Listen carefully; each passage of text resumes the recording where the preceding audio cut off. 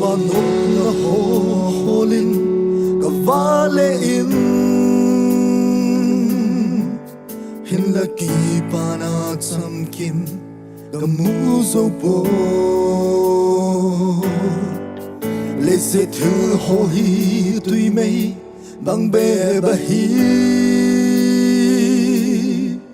lung sung nop na ding ima kamuzo po Krista ka kipang alenop na tunahi Lung zin lai ay panpi tunay pen Nang buhi building ta tunahi Kipa pumin anong zui sing tangi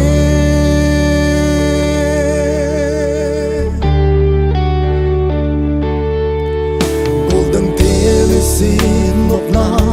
at lalo nun Kalungin ang mahosui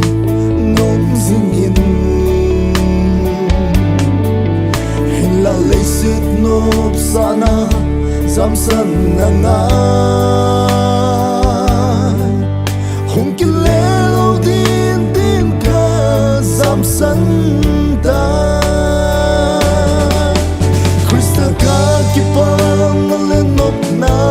tunahi Lung zin laya ay panpi tunay pen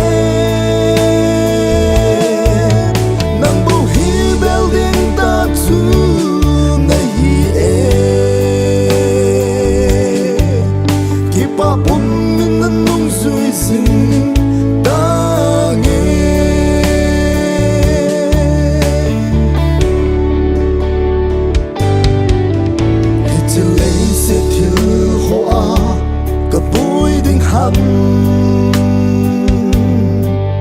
Khô sa chung ga lay se thil ho a thi ta Ka hin na ni tin sim tha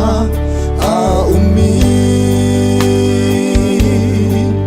Kal han dam po nung bao zui zin tangi Krista ka kipang alenop na tunahi Lung zin laya ay panpi tunay pen Nang buhi building ta tunahi Kipa pumin anong zui zin tangi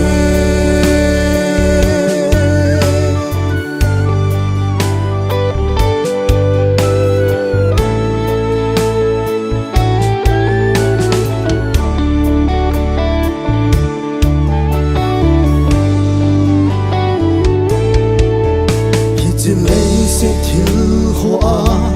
ka bui ding ham Cross a chung ka lay se thil ho a thi ta Ka hinang itin sim tha a umi Kan handam punong bao sui sing tangi Ka kipang alenop na tunahi Lung zin laya ay panpi tunay pen Nang buhi building ta tunahi Kipa pumin anong zui sing